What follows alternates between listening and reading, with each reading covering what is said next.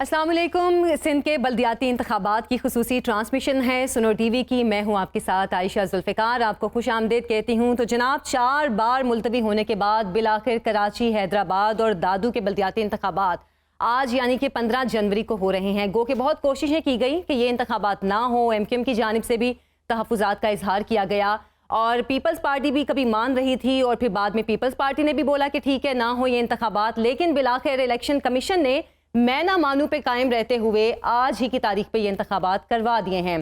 और ये यकीनन बहुत बड़ी बात है कि कराची, हैदराबाद और दादू में इंतखाबात हो रहे हैं। और अब तक अगर मजमूई तौर पर देखा जाए तो पुरअमन तरीके से इंतखाबात हो रहे हैं। गो के ये खदशात तो जाहिर किए जा रहे थे कि सिक्योरिटी की कमी है, रेंजर्स भी उस तरह नहीं दस्तयाब और पुलिस की भी कमी है कि सिक्योरिटी के मामलात को एहसन तरीके से निभाया जा सके। लेकिन बहरहाल ये इंतखाबात अपने मुकर्ररा वक्त पर शुरू हो गए हैं। 15 जनवरी को सुबह 8 बजे इंतखाबात शुरू हुए और 5 बजे तक आज शाम तक जारी रहेंगे। देखेंगे कि जब ये रिजल्ट सामने आएंगे तो कौन सी पार्टी जीतती है। बहरहाल हम अपनी ट्रांसमिशन को आगे बढ़ाते हैं। अपने जो तारुफ करवाती हूँ, फिर प्रोग्राम का बाकायदा आगाज़ करेंगे। आज हमारे साथ मौजूद होंगे राना मुबशर साहब, अतर काज़मी साहब, तारिक हबीब साहब मेरे साथ मौजूद हैं, हेड इन्वेस्टिगेशन सेल हैं। और साथ ही साथ हलीम आदिल शेख होंगे हमारे साथ PTI से, और सेनेटर सहर कामरान पीपल्स पार्टी से, वो हमारे साथ आज की ट्रांसमिशन में मौजूद होंगी। अफजल खान साहब हमारे साथ मौजूद होंगे और जैसे जैसे हमारे गेस्ट आते रहेंगे उनका तारुफ भी करवाती रहूँगी। आप सबको प्रोग्राम में खुश आमदीद कहती हूँ। और सबसे पहले अरबाब अली शांडियों की जानिब हम जाएंगे। हमारे रिपोर्टर कराची से हमें अपडेट करेंगे कि अभी तक वहाँ पर क्या सूरत हाल है। अरबाब अली शांडियो, कैसा चल रहा है अभी तक इलेक्शन, खास तौर पर जबकि MQM बॉयकॉट कर चुकी है, उसके बाद अब तक इलेक्शन पुरअमन तरीके से चल रहे हैं, टर्न आउट कैसा है? जी आयशा, शुक्रिया आपका। अभी तक कराची के जो बल्दियाती इंतखाबात है उसमें अगर मुख्तसर लफ्ज़ों में जिक्र दिया जाए तो ठंडा ठार दिल बहार है। हालांकि दिल बहार का कोई मौसम है नहीं, लेकिन फिर भी सर्दियों में दिल बहार हो गया है। इसकी शायद एक वजह यह है कि सियासी जमायतें सिर्फ अपने अपने वोटरों को निकालने में मसरूफ़ है और क्योंकि यहाँ पर इलेक्शन का माहौल बन नहीं सका तो उस तरह जिस तरह माजी में कराची में होता रहा है, लिहाजा वोटर को निकालने में मसरूफ़ है। और दूसरी बात यह है कि MQM जो है वो तहफ़्फ़ुज़ात के साथ बाहर हो गई है। और जो मेरी इतलात है, आपके गेस्ट भी यहाँ बताएंगे या शायद आप बीच प्रोग्राम में उसको लाइव भी दिखा देंगे कि एक जमात शायद आधे घंटे के बाद एक बड़ी प्रेस कॉन्फ्रेंस करने वाली है और वो शायद ये इल्ज़ामात लगाए कि धांधली हो रही है। तो इलेक्शन की कुछ रवायत होती है। कौन सी पार्टी प्रेस कॉन्फ्रेंस करने वाली है?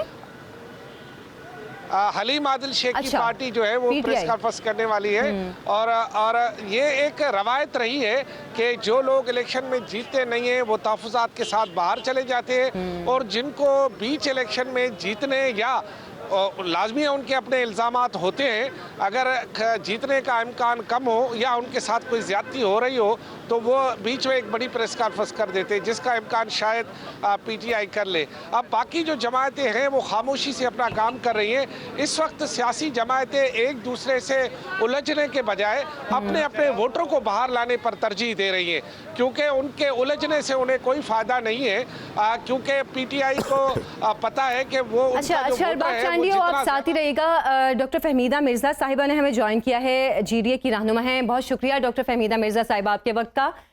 जो अंदरूनी सिंध में इस वक्त सूरत हाल है उसको आप किस तरह देख रही हैं?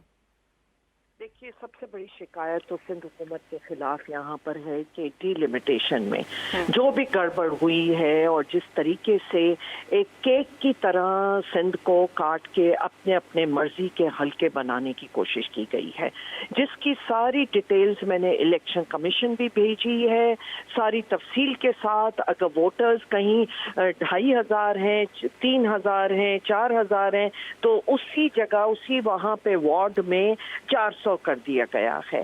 तो एक वार्ड में 400 वोट होंगे और बाकी में 2500 वोट होंगे। तो ये किस तरह की है, जबकि शहर पूरा इस है कि आप डिमार्केशन का कोई और तरीका नहीं है, पॉपुलेशन और इस रजिस्टर्ड वोट पे आप उसको डिवाइड कर रहे हैं। तो ये एक क्लियर ब्लेटेंट वो था जो सबूत के साथ ये सारी चीजें मैंने प्रोविंशियल इलेक्शन कमिश्नर तक पहुंचाई, उनसे बात भी हुई, लेकिन कोई उसका 4 महीने थे कि जिसमें करेक्शन हो सकती थी, लेकिन नहीं की गई। इसके साथ साथ जो पोलिंग स्टेशन थे उसके ऊपर बहुत एतराज़ात थे कि अगर कोई कैंडिडेट के, हमारे ओपोनेंट के कैंडिडेट के जॉइनिंग स्कूल में अगर वहाँ पोलिंग बनाई हुई है, उनकी शिकायत थी। और 30-30 किलोमीटर दूर आप इस गुर्बत में, इन हालात में आप क्या एक्सपेक्ट करते हैं कि वर्कर्स, जो भी सपोर्टर्स हैं, वो कैसे वोट कास्ट करने जाएंगे? वो सारी तफसील। तो डॉक्टर फहमीदा साहिबा, क्या पहले इलेक्शन कमीशन से आपने इन तहफ़्फ़ुज़ात का इजहार किया था जीडीए की जानिब से? क्या ये सवालात उठाए गए थे पहले?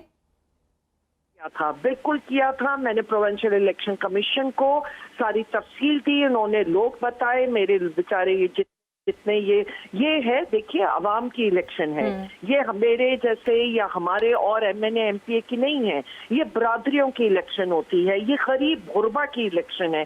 अगर उनको इस तरीके से आप यहाँ से वो जाते हैं, क्योंकि डिस्ट्रिक्ट इलेक्शन कमिश्नर कुछ सुनने को तैयार नहीं है, वो खुद एक आरओ बने हुए हैं और वो ये कहते हैं कि जी मुझे नहीं, आप जाके डिफरेंट आरओज को, वो पहले आरओज के पीछे चले। बहरहाल बदीन डिस्ट्रिक्ट में कोई भी ऑफिसर इलेक्शन का, चाहे डीआरओ हो, आरओ हो, डिस्ट्रिक्ट इलेक्शन कमिश्नर हो, कोई गरीब लोगों की दाद रसाई नहीं कर रहा। उनके वो ले डॉक्टर साहिबा, आपके ख्याल में सहूलियात का फुकदान था जो कि इलेक्शन कमीशन की जानिब से प्रोवाइड की जानी थी, या ये अब धांधली हो रही है वहां पे जिसकी वजह से ये सूरत हाल पैदा हो रही है? देखिए, ये तो मैं आपको प्री पोल रिगिंग का बता रही हूँ जो कि सिंध हुकूमत के अंडर था। सिंध हुकूमत का अमला है, लेकिन क्योंकि सारे एडमिनिस्ट्रेशन के लोग हैं, लेकिन उनके ऊपर अगर शिकायत गई थी इलेक्शन कमीशन में, तो इलेक्शन कमीशन का काम था कि इसकी करेक्शन होती। उसके साथ साथ ये आज के दिन के लिए ये है कि जो मेरे पास अभी तक चंद शिकायत, क्योंकि बड़ा स्लो स्टार्ट हुआ है, कहीं अमला देर से पहुंचा है और कहीं लोग देर से, क्योंकि सर्दी की एक लहर है, कोई ऐसी सहूलियात ट्रांसपोर्ट की नहीं है, तो उसमें लेकिन जो शिकायत आई है कि एक जगह बैलेट बॉक्सेस के कि वो सील भी नहीं है, ऐसी स्कॉच टेप से ऊपर चिपकाया हुआ है। और ये मैं बात कर रही हूँ जीपीएस शाह मोहम्मद शाह दे बंगार यूसी समन सरकार तालका टंडोबागो कि वहाँ बैलेट बॉक्सेस सील नहीं है। दूसरी जगह 2 हमारे इस तरह के हैं जो कैंडिडेट्स, एक जगह हमारा कैंडिडेट नंदलाल भील था यूसी ओलिया जरकस टंडोबागो, जिसका बैलेट पेपर पे नाम ही नहीं है। और एक है अजीज डेरो, वो तो खैर 2 दिन से एहतजाज कर रहे हैं पोलिंग इलेक्शन कमीशन के आगे कि अचानक उनका नाम भी बैलेट पेपर्स पर से गुम कर दिया गया, जो उनको इंफॉर्मेशन दी गई कि उनका प्रिंट ही नहीं कर रहे। बहरहाल ये सारी चीजें हैं कि जिसका इलेक्शन कमीशन को नोटिस लेना चाहिए और अब भी इसके ऊपर ऐसी इलेक्शंस को उन्हें देखना चाहिए कि जहां जहां जिस पोलिंग पे भी गड़बड़ हो रही है तो वहां पे एक्शन ले। उसके साथ इनके एमपीए ताज मोहम्मद मला सिटी में हथियार उनके साथ गार्ड्स हैं और वो डिफरेंट पोलिंगों पे विजिट कर रहे हैं, जहां पे एक जगह कैंडिडेट रजाक सुमरो के साथ भी उनकी वो हुई है, झड़प हुई है। और दूसरी तरफ टंडे बागे में जहां टाउन कमेटी है वहां पे बाकायदा इनके लोग हथियार बंद है और वहां पे एक हरासा किया हुआ है टंडे बागे टाउन कमेटी की पोलिंगों पे। अच्छा डॉक्टर साहिबा, ये तमाम सूरत हाल आपने बताई, इलेक्शन कमीशन की जानिब से भी कुछ सहूलियात का फुकदान देखा गया है, आप प्री पोल रिगिंग के हवाले से भी बात कर रही हैं, सिक्योरिटी के हवाले से क्या आपको इत्मीनान है कि तसल्ली बख्श सिक्योरिटी दी गई है? जी, ये अभी सुनने में आ रहा है क्योंकि चंद जगह जहाँ झड़प हुई थी वहाँ पे बिल्कुल पहुंचे हैं। अच्छा। और कुछ शायद रेंजर्स भी हैं, लेकिन इस वक्त तक तो कुछ बेहतर है। यूजुअली ऐसी सूरत हाल ज्यादा दोपहर के बाद होती है जब हारने वाला कैंडिडेट एक उसको नजर आ रहा होता है और उसके बाद वो क्रिएट करते हैं। हमें बहुत से खदशात हैं कि ये दोपहर के बाद इस किस्म की सूरत हाल पैदा करेंगे और इसलिए मैं चाहती हूँ कि जो भी सिक्योरिटी के इदारे हैं कि प्लीज उसको इंश्योर करें कि कोई कीमती जाने जाया ना हो और एक भरपूर तरीके से उन्हें सपोर्ट, सिक्योर फील होना चाहिए। और ये जो एमपी इनके गुजर रहे हैं और घूम रहे हैं आम लोगों के साथ, के उनको पर पाबंदी लगनी चाहिए। ठीक है फहमीदा साहिबा, आपका दोबारा भी हम मौक़िफ़ लेंगे। आपका शुक्रिया। अभी हम बात चलेंगे अपने एनालिस्ट की जानिब, अतर काज़मी साहब से हम बात करेंगे। अतर साहब, सियासी जमातों की जानिब से तहफ़्फ़ुज़ात का इजहार तो किया जा रहा है, प्री पोल रिगिंग की भी बातें की जा रही हैं, जैसे कि अरबाब अली चांडियो भी कह रहे थे कि हलीम आदिल शेख कुछ ही देर में प्रेस कॉन्फ्रेंस करेंगे। इसका मतलब कि जो बड़ी जमातें हैं उनकी जानिब से क्या वहाँ पर इस तरह के मामला अब सामने आना शुरू हो गए हैं? गो के MQM बॉयकॉट कर चुकी है इलेक्शन का। देखें, ये जब भी इलेक्शंस होते हैं इस तरह की शिकायत तो आती रहती हैं। अब ओवरऑल हमें देखना पड़ेगा कि आज सारा दिन इलेक्शन किस माहौल में होते हैं। अब तक की इतलात के मुताबिक कोई भी बड़ा ऐसा नाखुशगवार वाक़या पेश नहीं आया जहाँ पे तशद्दुद हुआ हो या खुदा न खास्ता कोई फायरिंग के वाक़यात हों। अक्सर ऐसे वाक़यात भी होते हैं, इसलिए कि जिस तरह डॉक्टर साहिबा फरमा रही थी कि ये मुकामी सतह पे इंतखाबात होते हैं, बरादरियों की सतह पे इंतखाबात होते हैं, कुछ मुकामी आपकी एक दूसरे से रंजिशें भी होती हैं, तो वो भी सामने आती हैं। लेकिन मेरे ख्याल में जो कुछ अब तक हम देख रहे हैं, मुझे तो वो बड़ा पॉजिटिव नज़र आ रहा है। और उसकी एक वजह यह है आयशा, देखें जब से ये हुक्मरान इत्तेहाद आया है, ये इनको एक चीज़ का खौफ वो नज़र आ रहा है कि फोबिया टाइप खौफ है, वो है इंतखाबात का। इन्होंने इस्लामाबाद में भी बल्दियाती इंतखाबात मुलतवी करवाए, कराची के अंदर, सिंध के अंदर आपको पता है पहले भी इंतखाबात मुलतवी हो चुके हैं। तो कम अज़ कम आहिस्ता आहिस्ता इनका इंतखाब का खौफ तो ख़त्म करना ज़रूरी है ना। कहीं ना कहीं तो ये इस चीज़ पे तो राज़ी हुए ना कि इंतखाबात हो रहे हैं। तो मैं समझता हूँ कि अब तक की जो हमें चीज़ें नज़र आ रही हैं वो काफ़ी पॉजिटिव हैं और आवाम की इसमें पार्टिसिपेशन भी है। और जिसे आप कह सकते हैं कि हकीकी जमहूरियत तो यही है कि नीचे लेवल तक, वार्ड लेवल तक आवाम बाहर निकलें और अपने नुमाइंदों को खुद चुने। तो अब तक तो मुझे तो ये पॉजिटिव ही लगता है। बाकी सियासी जमातें तो एक दूसरे पे इल्जामात लगाती रहेंगी। आपने ठीक कहा, सियासी जमातें तो एक दूसरे पे इल्जामात लगाती रहेंगी। राना मुबशर साहब, आपके ख्याल में MQM ने जो इन इंतखाबात से बॉयकॉट किया है, इससे कितना फ़र्क पड़ेगा इन इंतखाबात पर? गो के गुज़श्ता रोज़ तक तो इबहाम यही था कि शायद आज इंतखाबात ना हो, लेकिन बिलाखिर इंतखाबात भी हो रहे हैं और MQM ने भी हुकूमत के साथ रहने का ऐलान किया है कि हम हुकूमत के साथ ही हैं। देखिए, MQM की एक पुरानी डिमांड रही है जी, और वो डिमांड हमेशा से ये रही कि यहाँ पे जनाब नई मर्दमशुमारी होनी चाहिए, उसके अलावा यहाँ जनाब डिलिमिटेशन होनी चाहिए। सो ये सारी चीज़ें जो है वो उन्होंने कोशिश करनी चाहिए थी, उन्हें बड़ी सीरियस एफर्ट करनी चाहिए थी MQM को। और अगर, क्योंकि हर हुकूमत का हिस्सा MQM रही है, तो अगर ये सीरियसली एक एफर्ट करते तो मेरे ख्याल में ये मसले जो है वो हल हो चुके होते आज तक। तो मुबशिर साहब, अब तक MQM की इस डिमांड को क्यों नहीं पूरा किया गया? मसला क्या है इसमें? देखिए, उसमें वोटें जो हैं वो MQM की सीटें जो हैं MQM की बढ़ जाती हैं, वो इंक्रीज हो जाएंगी। अगर पूरी हो जाए तो उसमें जो भी हो, चाहे वो जनरल इलेक्शंस हो, चाहे वो ये लोकल बॉडीज इलेक्शंस हो, कोई भी इलेक्शंस हो, वहां पे इनकी जो सीटें हैं वो बढ़ जाएंगी, क्योंकि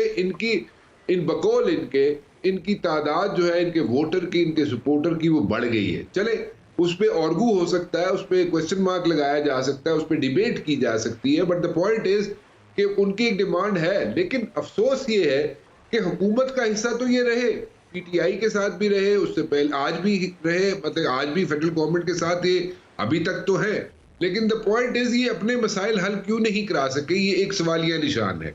नाउ द न्यू सिचुएशन इरप्ट्स, ये नई सिचुएशन बनती है, इसमें सारी जमातें जो है ये मिल जाती हैं, जो मतलब MQM के टूटे हुए ग्रुप्स जो है सॉरी ये मिल जाते हैं और मिल के बैठ जाते हैं।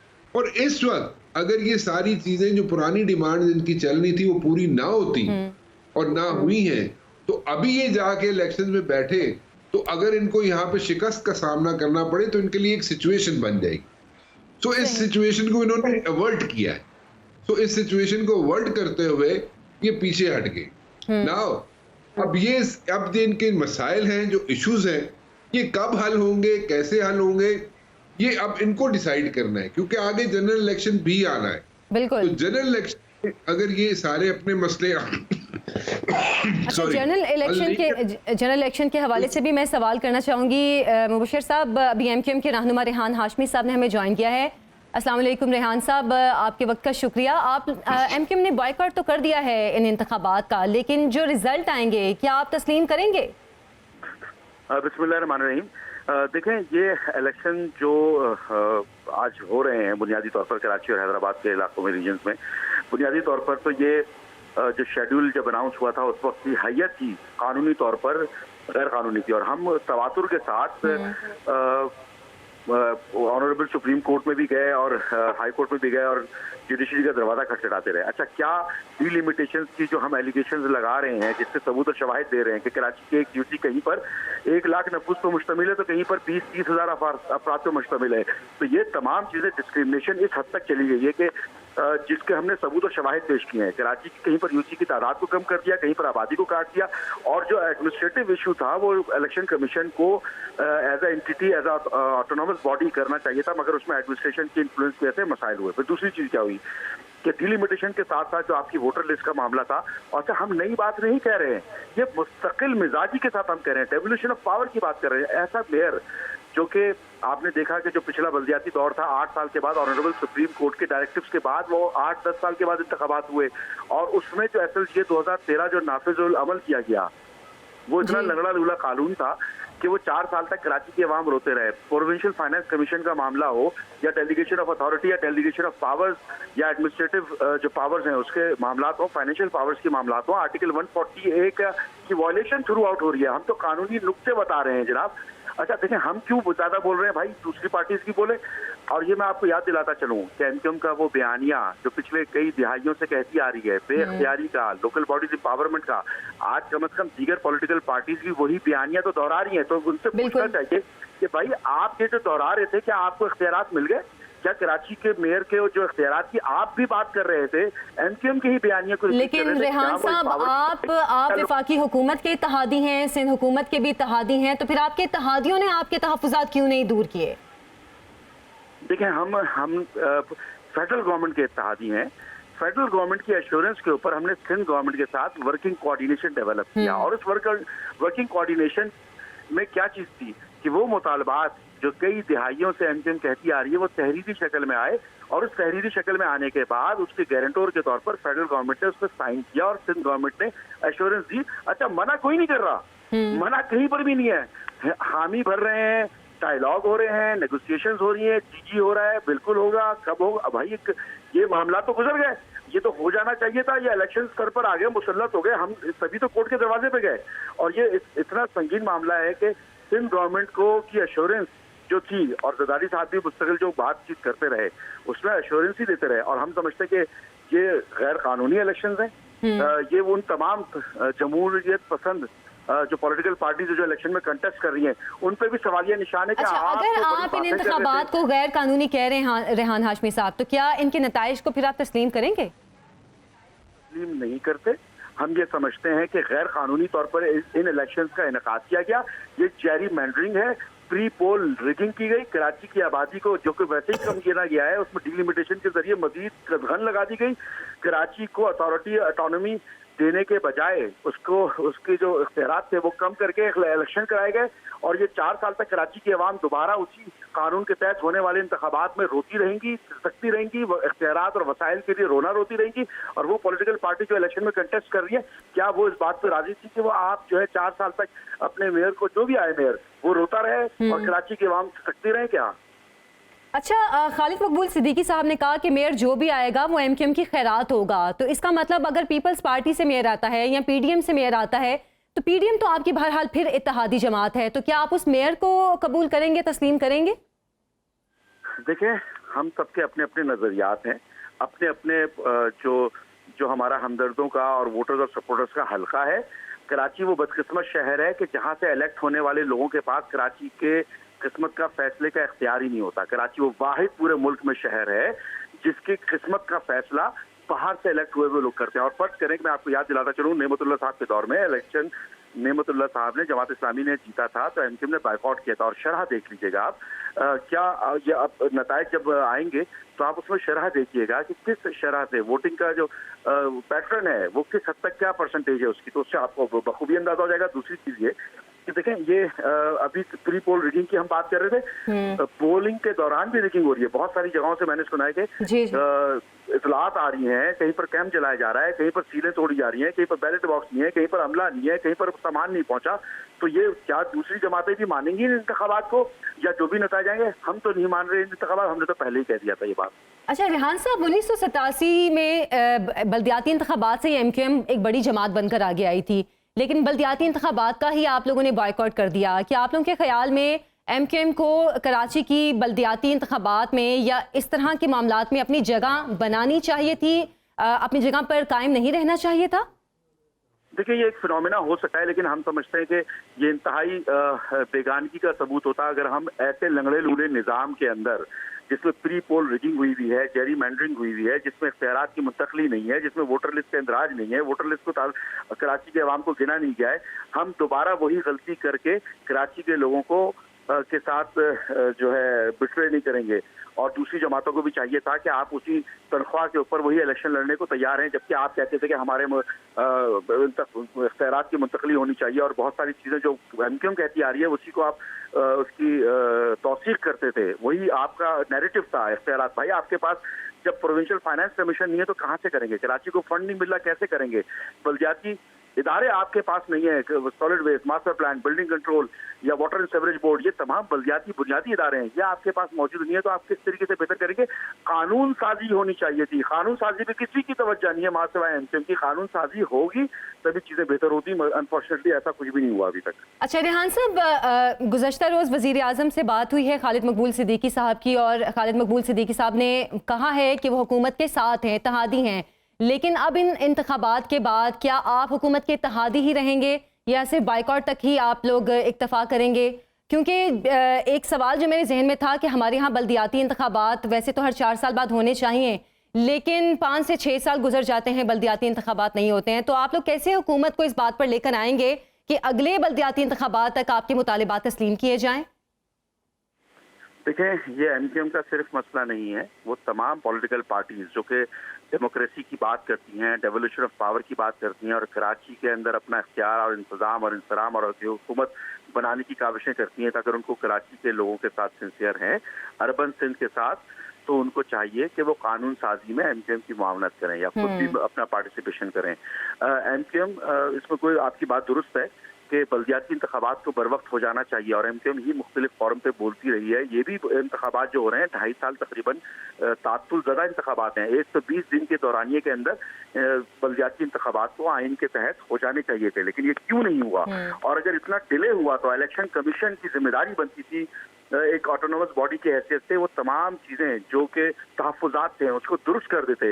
ये भी एक सवाल पैदा होता है कि वो तहफ़्फ़ुज़ात दूर क्यों नहीं किए गए। एक तहफ़्फ़ुज़ ये भी पैदा होता है तहफ़्फ़ुज़ात में से कि जनाब जब ये शेड्यूल अनाउंस हुआ था तो उस वक्त कॉरम नॉन जुडिस था। इलेक्शन कमीशन के मेंबरान की तादाद as per the constitutional amendment 22 मुकम्मल नहीं थी। तो ऐसी सूरत हाल में इस हैयत में जो कि गैर कानूनी हैयत थी, उस हैयत के दौरान आपने शेड्यूल अनाउंस कैसे किया? इसके अलावा सवाल ये भी पैदा होता है कि वोटर लिस्ट के इंदराज जो कराची के लोगों को गिनकर वोटर लिस्ट में इंदराज करना चाहिए था, वो मुकम्मल क्यों नहीं हुआ? ये तो हो गया पर्टेन करने वाला जो इलेक्शन कमीशन से पर्टेन करता है। अब सिंध गवर्नमेंट से 18वीं तरमीम के बाद उनकी जिम्मेदारी जो बनती थी, SLJ 2013 में तब्दीली थी, तकरीबन 12 से ज्यादा मीटिंग हो चुकी है। कानून में तब्दीली के हवाले से वो कानून में तब्दीली भी नहीं हुई, यानी कि बेअख्तियारी का। ठीक है, यानी कि एमक्यूएम के बहुत सारे तहफ़्फ़ुज़ात हैं, बहुत सारे सवालात हैं जिनके जवाब भी अब तक नहीं मिले, भी अब तक दूर नहीं हुए। रेहान हाशमी साहब आपका शुक्रिया। भी इनके बल्दियाती इंतखाबात के हवाले से हमारी ट्रांसमिशन का सिलसिला जारी है। गो कि अब तक मजमूई तौर पर अगर हम देखें तो काफ़ी पुरअमन ये इलेक्शन चल रहे हैं। कुछ जगहों पे, कुछ हलकों में कुछ कशीदगी के मामलात हुए हैं, लेकिन बहरहाल मजमूई तौर पर अभी तक जो सूरत हाल है वो काफ़ी पुरअमन है। तो तारिक हबीब साहब हमारे साथ मौजूद हैं, हेड इन्वेस्टिगेशन सेल हैं। तारिक साहब, आपके ख्याल में इन इंतखाबात के जो भी नताइज आएंगे, क्या ये आगे आने वाले जनरल इलेक्शन की पेशगोई हम इनको कह सकते हैं? देखें जी, इसको इन इलेक्शंस को अवाम के साथ साथ सियासी जमातों ले ही इसी तरीके से रही हैं। उनकी जो हिकमत अमली जो इन बल्दियाती इंतखाबात के लिए वो बुनियादी तौर पे जनरल इलेक्शंस की तैयारी है, तो वो तो इसको ले ही इसी तरीके से रही हैं कि इससे वो ये देखेंगी कि उनका जो काम है, उनकी जो पोजीशन है, वो जनरल इलेक्शंस में वो कहाँ स्टैंड करती हैं। जो खामियां, जो कमियां, कोताहियां उनको अब नज़र आएंगी, जनरल इलेक्शंस के लिए वो उनको कवर करेंगी। अभी जो सिचुएशन कराची में चल रही है, जिन्होंने कराची के माजी के इंतखाबात कवर किए हैं वो सारे ये बहुत अच्छी तरह जानते हैं कि इसको ये कहना कि जी बड़ी हद तक पुरअमन है और बड़े अच्छे माहौल में इलेक्शन हो रहा है, और ये जिन्होंने माजी के इलेक्शंस देखे हुए हैं, चाहे वो जनरल इंतखाबात हो चाहे बल्दियाती इंतखाबात हो, कराची के इलेक्शंस खौफ के इलेक्शंस होते थे। बिल्कुल कराची में लाशें गिरने के सिवा कोई और चारा नहीं होता था। इलेक्शन का इख्तिताम 5 बजे तक जब पोलिंग ख़त्म होती थी, फिर जब नताइज आते थे तो उस टाइम तक कराची अपने 20-25 लोगों की लाशें देख चुका होता था, खास तौर पर 2016 से पहले तक, 2016 से पहले तक। अच्छा, ये जो आज लोग कह रहे हैं कि जो मतलब इलेक्शन देखें, जमहूरियत का हुस्न है कि आप इलेक्शन में आएँ, जब आप ग्राउंड से बाहर निकल जाते हैं तो बाहर बैठ के आप जो मर्जी कहानियाँ करते रहें, वो एक बिल्कुल अलग चीज़ हो जाती है। आज जो ये कह रहे हैं कि धांधली हो रही है, ये धांधली मतलब ये एक ना मजाक लगता है धांधली का लफ्ज़ इस्तेमाल करना। धांधली पता किसे कहते हैं? आप रिपोर्ट्स उठा के देखें मीडिया की, कराची में धांधली इसको कहते हैं कि रजिस्टर्ड वोटेड से ज़्यादा जीतने वाला कैंडिडेट वोट लेता था। अगर 1 लाख रजिस्टर्ड वोटर्स हैं, 1.5 लाख वोट ले जाते थे। रिपोर्ट्स उठा के देखें, एक घर में अगर रजिस्टर्ड वोटर की तादाद 50 है तो उस घर से 150 वोट निकलते थे। ये इलेक्शन कराची में मजाक होते थे। आज हमें शुक्र अदा करना चाहिए और पीपल्स पार्टी को इस मामले में अप्रिशिएट करना चाहिए कि इंतखाबात वहाँ पे हो रहे हैं। अब आप देखें, एक मौका था कि आपके पास ये आता था कि जी 2 लाशें गिर गई, 3 बच चुके हैं, 4 बच चुके हैं, 5 लाशें हो गई, मतलब लाशें गिन रहे होते। मैंने क्राइम रिपोर्टिंग की कराची में 20 साल की, हम लाशें गिन रहे होते थे क्राइम रिपोर्टर्स जो। अच्छा 5 बज गए, 20 लाशें हो गई। अच्छा अब इसके बाद 25 एक दूसरे को कॉल करके क्या हुआ, जिना में इतनी बॉडीज पहुंच गई। मतलब अल्लाह का शुक्र है कि वो माहौल ख़त्म हो चुका है। अब बाकायदा वहाँ इलेक्शन हो रहे हैं, सारी जमातें पार्टिसिपेट कर रही हैं। जीतना हारना ये तो जो जमात अपना वोटर निकाल लेगी, देखें ये ग्रास रूट लेवल के इलेक्शन है, इसमें जो जमात अपना वोटर निकाल लेगी वो जीत जाएगी। सिंपल। लेकिन तारिक साहब, अगर इसमें चले, हम मानते हैं एमक्यूएम ने बॉयकॉट कर दिया, वो एक स्ट्रॉन्ग जमात थी, पीपल्स पार्टी यहाँ पर स्ट्रॉन्ग है, जमात इस्लामी स्ट्रॉन्ग है, तहरीक इंसाफ स्ट्रॉन्ग है, लेकिन जमात इस्लामी की मैं बल्कि बात करना चाह रही थी कि हाफिज़ नईमुर रहमान वो बहुत एक्टिव रहे हैं इस तमाम अरसे में, उनका किरदार बहुत पॉजिटिव रहा है। उनके इन इंतखाबात के हवाले से किरदार को आप कैसे देखते हैं? देखें, इसमें हमें टेक्निकली ये समझना चाहिए कि कराची के इलेक्शंस की डायनामिक्स अलग है। इलेक्शन लड़ने की हिकमत अमली एक सेपरेट चीज़ है, इलेक्शन जीतने की हिकमत अमली एक सेपरेट चीज़ है। ठीक है, पीपल्स पार्टी मजबूत होने के बावजूद दीगर जमातों के साथ मुज़ाकरात पे आ जाती है, उनके साथ अलाइंस बनाने पे आ जाती है। जमात इस्लामी ने इस दफ़ा तय कर लिया है कि वो जीतें या हारें, उन्होंने अपने निशान पर इलेक्शन लड़ना है, तराजू के निशान पर। अब ये आप भी कह रही हैं और ये वहाँ पे अवाम भी कह रहे हैं कि वहाँ पे जो जमात इस्लामी का काम है वो एक तो ओवरऑल जो है ग्रास रूट लेवल पे नज़र आ रहा होता है, लेकिन ये इलेक्शन से पहले जमात इस्लामी ने और ख़ास तौर पे हाफिज़ नईमुर रहमान साहब की, आप इसे ये कह लें कि बसीरत और उनकी सियासी हिकमत अमली, उन्होंने बड़े तरीके से अवामी रग पे हाथ रखा है। जो अवामी मसाइल थे वो सिर्फ उन्हें लेके चले। लेकिन ड्रॉबैक एक ये है कि जमात इस्लामी ने जो है वो इलेक्शन जीतने की नीयत से उन्होंने प्लान नहीं किया है। अच्छा जी, उन्होंने प्लान किया इलेक्शन लड़ने, अपनी एक अलहदा शनाख्त मनवाने और उसको बना के फिर आइंदा वो जनरल इलेक्शंस की तैयारी करें। इसका मतलब ये नहीं है कि वो इस दफ़ा यूसीज नहीं लेंगे, लेकिन वो बहरहाल मेयर कराची के कैंडिडेट भी हैं और जो हाफिज़ नईम साहब हैं उनकी अवामी सपोर्ट भी बहुत ज़्यादा है जमात इस्लामी की। ओवरऑल जो जमात इस्लामी ने पिछले कुछ अरसे में काम किया है, बिल्कुल उसको वो अवाम को नज़र आ रहा है। जमात इस्लामी का काम यकीनन आपने सही कहा, ग्रास रूट लेवल पे सबको नज़र आया है और हाफिज़ नईमुर रहमान साहब का खास तौर पे किरदार बहुत मुस्बत रहा है। अच्छा, अरबाब चांडियों की जानिब मैं जाना चाहूँगी। अरबाब चांडियों, आप बताइए अभी कैसे मजमूई तौर पर सूरत हाल क्या है, क्योंकि दिन के आगाज़ में तो टर्न आउट इतना नहीं था, अभी टर्न आउट कैसा है और किस पार्टी की तरफ ये जा रहा है रुझान लोगों का? जी, जैसे तारिक अमीन साहब ने बताया कराची के रुझानात के बारे में, तो कराची का एक ट्रेंड ये भी रहा है कि कराची आधे वक्त के बाद जो है वो शहरी निकलते हैं, क्योंकि आज इतवार का दिन भी है और दूसरा ये कि ठंड भी है, और तीसरी बात ये है कि कराची में इलेक्शन का उस तरह का माहौल बन भी नहीं सका, तो लिहाजा अभी जो है वो थोड़े टर्न आउट ज़्यादा होने की उम्मीद है। कुछ लोग अपने सपोर्टर्स को यहाँ पर लेके आ रहे हैं, जोक दर जोक गाड़ियों में, मोटरसाइकिलों में, वैनों में, और इस वक्त भी खासे सपोर्टर जो है मेरे दाएं बाएं और पीछे मौजूद है। ये वो सब लोग हैं जो कि यहाँ पर वोट देने के लिए आए हैं और उन्होंने नारे लगाने भी शुरू कर दिए। मैं ये कहूँगा कि बात मेरी सुने।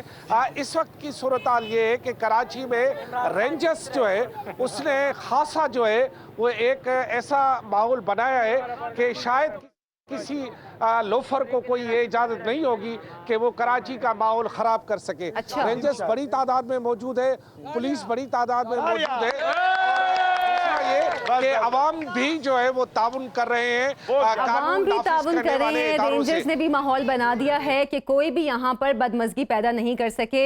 साथ ही रहेगा आप अतर काज़मी साहब, जैसे कि अरबाब चांडियो कह रहे हैं कि कराची में इलेक्शन का माहौल नहीं बन सका, तो ये जो कल तक एक इबाम की सी सूरत हाल थी, उस वजह से क्या सही तरह लोग इस चीज़ को मान नहीं सके या इस चीज़ को लोग तस्लीम नहीं कर सके कि आज इलेक्शन होंगे तो हम उस तरह बाहर निकलेंगे, क्योंकि अब लोग निकलना शुरू हो रहे हैं, आधा दिन तो गुजर चुका।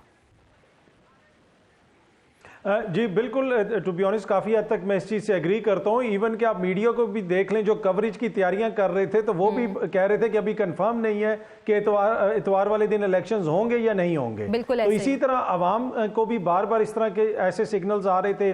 MQM कभी कहती थी हम लड़ेंगे, कभी वो कह रहे हैं हम नहीं लड़ेंगे। उससे पहले भी इंतखाबात मुअत्तल हो चुके हैं और फिर हमने ये भी देखा कि मौजूदा हालात के अंदर जो इम्पोर्टेंट चीज़ है कि इस्लामाबाद में जो इलेक्शंस होने थे उसके ऊपर मोज़ेज़ अदालत ने भी फैसला दे दिया, लेकिन उसके बावजूद बल्दियाती इंतखाबात नहीं हुए। तो इसी वजह से ये आप कह सकते हैं कि जनाब कराची में भी आवाम ये श्योर नहीं थी कि आज इलेक्शन होंगे या नहीं होंगे, लेकिन उसके बावजूद आज लोग बाहर निकले हैं, इसलिए कि बल्दियाती इंतखाबात में ये वार्ड लेवल के इंतखाब हैं। लोगों को ज़्यादा दूर नहीं जाना पड़ेगा अपना वोट डालने के लिए। अगर लोगों को पता चल जाता है कि आज हमारे वार्ड में इंतखाब हो रहा है तो मेरे ख्याल में वोटर पहुंचेंगे, और वोटर पहुंचे भी हैं। मुख्तलिफ जगहों से अब तक जो रिपोर्ट्स आ रही हैं उनके मुताबिक तो लोग वोट डाल रहे हैं। लेकिन ये बिल्कुल दुरुस्त बात है कि ये पूरी कोशिश की गई कि किसी तरीके से वोटर के जहन में ये बात डाल दी जाए कि इलेक्शन नहीं होना, लिहाजा आप इलेक्शन की तैयारी छोड़ें, अपने काम जारी रखें। अच्छा राना मुबशर साहब, MQM गो क्या मुत्तहिद हो चुकी है, लेकिन MQM का जो वोटर था लगता है कि वो अभी तक मुत्तहिद नहीं हुआ, और ख़ास तौर पर जो MQM ने बॉयकॉट किया है, आपको क्या लगता है कि MQM के वोटर पर कितना असर पड़ेगा? अच्छा राना साहब, आपसे मैं इसका जवाब लूँगी।